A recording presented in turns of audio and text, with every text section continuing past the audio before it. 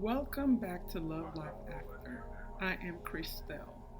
On today's episode, I had the privilege of chatting with the founder of DTOCS Oregon, a suitable palm leaf and bamboo tableware.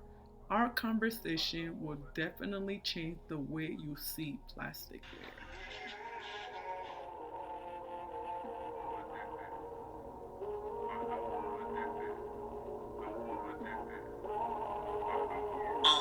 Baby, you're my coat. She got me feeling like a dope fiend.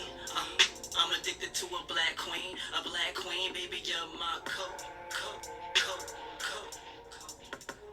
She got me feeling like a dope fiend. I'm addicted to a black queen, I am Christelle, and today I have a guest with me, and she's going to be introducing herself. Thank you very much, Christelle. My name is Pallavi Pandey. I am from Portland, Oregon, a mompreneur who's become famous to rescue palm leaves and turn those leaves into your tableware. In short, sustainable tableware like plates, bowls, spoons, straws, charcuterie trays for your events, especially for consumers and businesses who are tired of the nasty, single use, cheap paper, toxic plastics and papers, because I hate using those in my own parties. So I thought, what is a better way to host more sustainably? And that's why I started my brand called Detox, which is a play on the word. This is DTOCS, and that goes with the meaning cleansing journey of the nasty single use disposables. I think we connect through Hello Alice, and then I kind of like follow you on LinkedIn to see a little bit about what you do. So when I saw that, I was like, I need to learn more about that. So what led you to this business? Yeah, so thank you for asking. And first of all, I'm glad we connected with each other on Hello Alice. And I think it was when I was giving a workshop on grants and pitches and how to really win some non-dilutive funding. That was one of my webinars I did on Hello Alice. So I'm pretty sure that's where we connected. So thank you, first of all, for following the webinar and connecting with me. And second, to answer your question, how did I really get into doing what I'm doing? Like, how did I think of rescuing leaves and then turning them to tableware? Of course, I didn't dream of that. I had no clue that I'm going to be an engineer turned into an entrepreneur. But it so happened that I have 10 years of experience in logistics and warehousing, and I did inventory supply chain for a private company for 10 years prior to starting my business.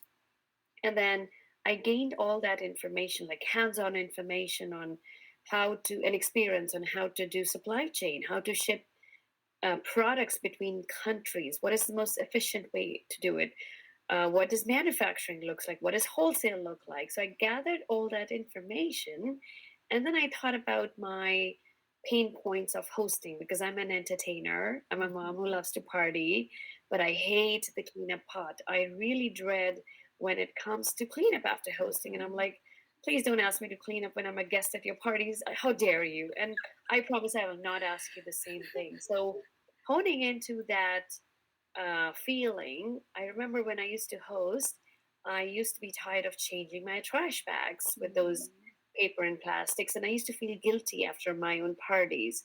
So that was a reflecting moment for myself when I went back into my childhood memories, and I had some nostalgia, which was, I remember growing up in India, I actually enjoyed eating food on banana leaves.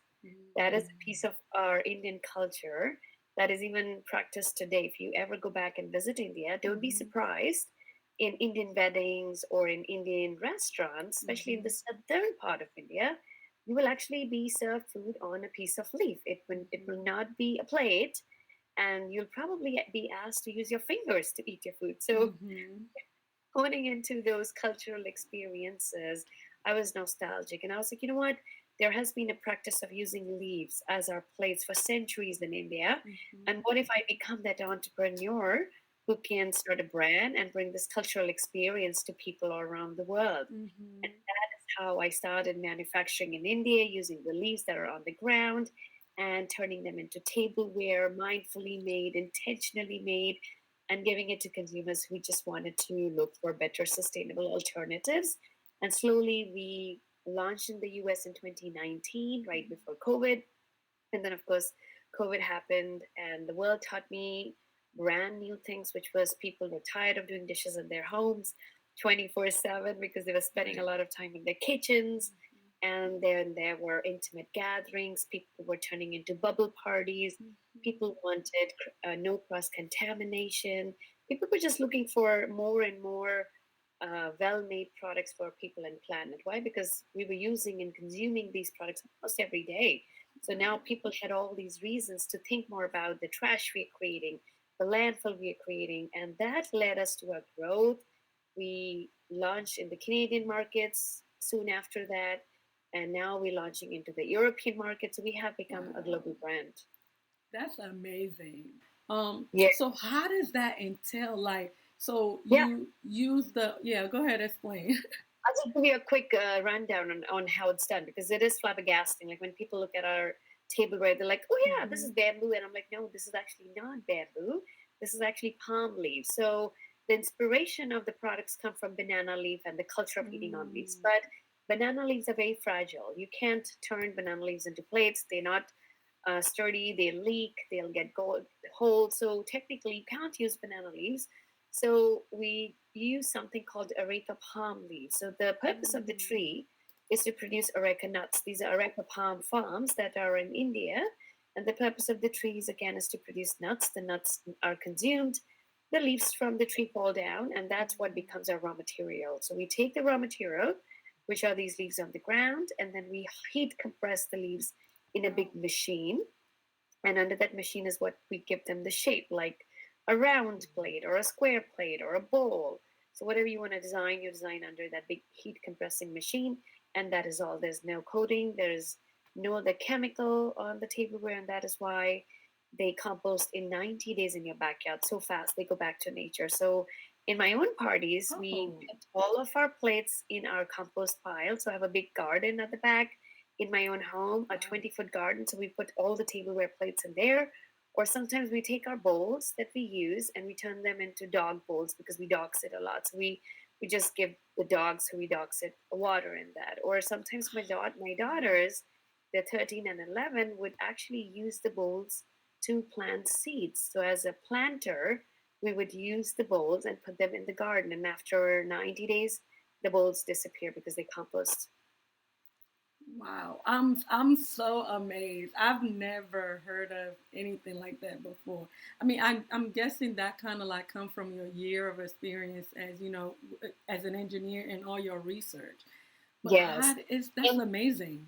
Thank you. And it is a lot of hard work to go back to the manufacturers in India and work through the supply chain and come up with new designs. And if we want to ever patent any unique designs that we want, we have that opportunity in the future. Yeah, that was going to be one of my next questions. Like, what were some of the challenges getting to, doing this? Yeah, I mean, definitely the supply chain is our largest challenge. Is to work with ethical suppliers, our vendors is our utmost priority because we do look into fair wages, hiring more women artisans who manufacture products, because believe it or not, every plate and bowl that we manufacture is touched by a human. It's not like it's something machine made in mass. It's not. It's everything is handmade by women hands. Each product is gotten out of a machine, sanded down by hand, and packed. So every product is made out of love and care. And with our products, when consumers buy our products, every purchase goes back to the livelihoods of those women.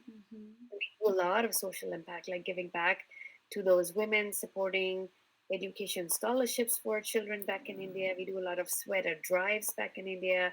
And actually here in Oregon as well, we have pledged thousands of dollars towards local initiatives in a lot of nonprofits that we give back to. So every purchase that our consumers do, whether they're direct to consumers at homes enjoying our products, at their home parties, or their business customers like caterers, charcuterie makers, wedding planners, event planners, vineyards, resorts, conferences, women retreats or any food brands where they put their food samples on our products. Every purchase matters because every dollar goes back to the community. How long does it normally take to make them? So, so at one point of time, like for example, I'll give you a rundown. So when we manufacture products, we can make roughly around 200,000 plates in a month. And that is assuming that our workers are working for 8-hour shifts in a day. So assuming 8-hour shifts in a day for 5 days in a week continuously gets us 200,000 single units in one container that we bring on the waters from overseas into United States. So that's a lot of product. Do you have an inspiration to start your own podcast? Are you still undecided about starting your podcast? Well, Buzzsprout has the tool to support and to help you along your way. And they also have a community to ensure you keep on podcasting. Buzzsprout have helped over 400,000 podcasters launch their shows since 2009. So we've seen it all. I've been using Buzzsprout since 2017. Buzzsprout has helped us list our episode on so many platforms such as Apple Podcasts, Spotify, iHeartRadio, Amazon Music, Deezer, Pandora, and so much more. Buzzsprout has reached over millions of listeners by listening to our podcast in all these platforms. If you are still unsure about which platform to use, click the link in my description box and head over to Buzzsprout to get more information. Remember, that's BUZZSPROUT.com. Again, BUZZSPROUT.com. Happy podcasting. Do you collaborate with either farmers or the community to? Yes, we do collaborate with local suppliers, like local farmers who provides us the raw material as well as the manufacturer, like a supplier vendors, because it's important to us that our values align with them, like our SDG goals, which is making a difference in the livelihoods or supporting education for men and women, because we want to make sure that the kids are put through education and not they're not asked to work. So we follow those ethical practices, and we want to make sure that there are clean, safe environments that we work with. So yes, we have to go through a very diligent process when we work with our supplier vendors in India. How did you get people to believe that? Like, how did you get people to believe, your vision? Yeah, so thank you for asking again. And again, there were a couple of learnings, which was how many people like to entertain like me. That's a raise of hands I gauged in a room. So if there is 90% people who like to entertain, then the deeper question goes, do you use single use right now? And if you do, what are your challenges with them? And most of the times we got to hear was like, I don't like doing dishes. So they don't want to be the chief dishwashing officer. Is the alternative? How can we not make you the chief dishwashing officer? And at the same time, the other answers were, we hate using those cheap paper and plastics. Why? Because first, some of the products leak. Some of the products don't hold the food in there. Some of the products, they leach the plastics in the food, like the nanoplastics in the food. So there were these pain points. And those were the value propositions we really honed into our marketing and messaging, that what if we give you a tableware that is plastic free, that does not leach with your food, that does not make you wash the dishes and brings you all the convenience and gives you a classy look, and at the same time is something that goes back to nature and is compostable. Would you spend money on buying such a product? So when we did these kind of surveys, we found more people, like let's say if out of 10 people, at least 6 or 7 people said yes, we will pay maybe a premium for these kind of products, even though paper and plastics are cheap. But then what is the cost of them being cheap? Your health, your environment. And that's why the whole messaging of the brand name DTOCS. What if we are here to cleanse inside, outside? We're here to cleanse your body, because you're not putting anything toxic inside your body. And what if we're here to cleanse the outside, which is the environment, with non-toxic, non-plastic tableware solutions? So definitely it was a lot of surveys, a lot of talks, and a lot of listening to our customer feedback, pain points of what is it that you need when it comes to your hosting or these single-use disposables. What are your pain points? And that's when we started getting these data points, and we just took a different playbook of like, what if these are something that we can help you tackle? And when we heard more of that, and when we were checking those boxes, and then we were supporting all these value propositions with give back and a lot of certifications where we really prove our claims, that when we say, oh yes, we are 100% compostable, we have a certificate for that. Or when we say we really hone into our sustainability development goals, and we care for the planet, we care for the communities, and we have a certificate for that. For example, the People Plus Planet First verified certification. So these were all the backed up certification that helped us in our messaging and claims. And I didn't have to do anything to the customers. I just had to show them all these validations, and they believed it. Wow.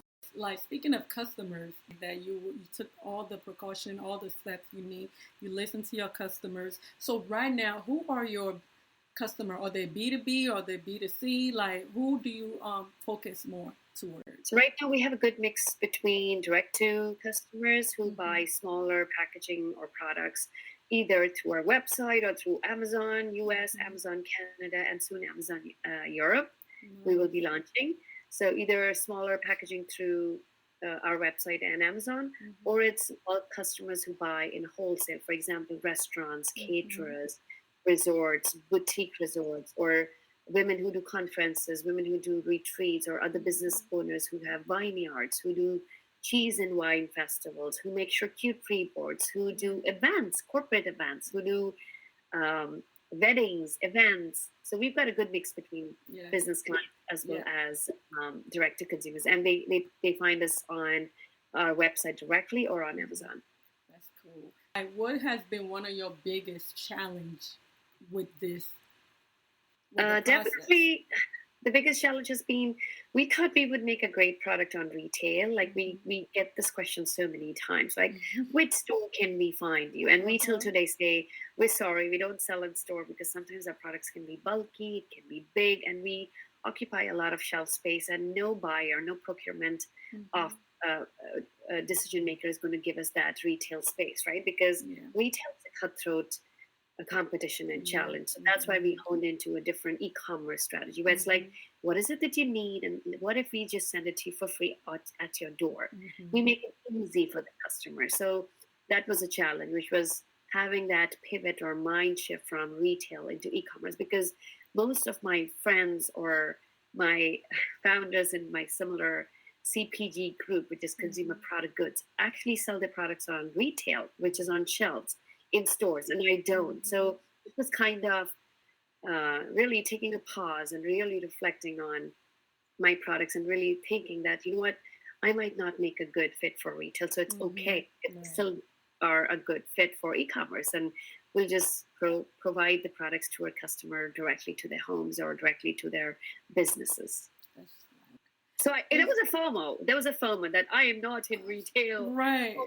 Help me, but that mind shift was really important, and that pause and that reflection was very important to really understanding why our customers shop us on e-commerce and not really on retail, because nobody goes to a store to buy plates and bowls. They might be barely time to go buy their groceries, because everybody's living a busy life, and they're like, we want to just getting in and out with this busy life. So why would I want to add another piece in their cart versus just send them our products to their door?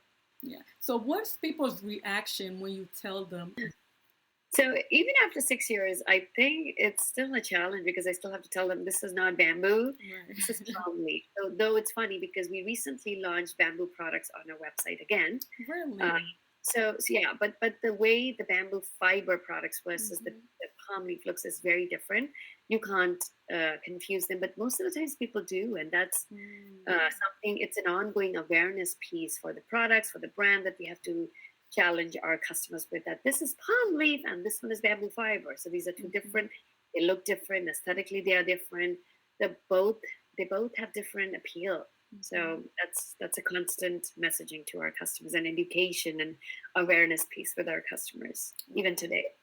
Wow, Pallavi, thank you so much for sharing that. Like, okay, let's say if your plates could talk, if they could speak, what would they tell people?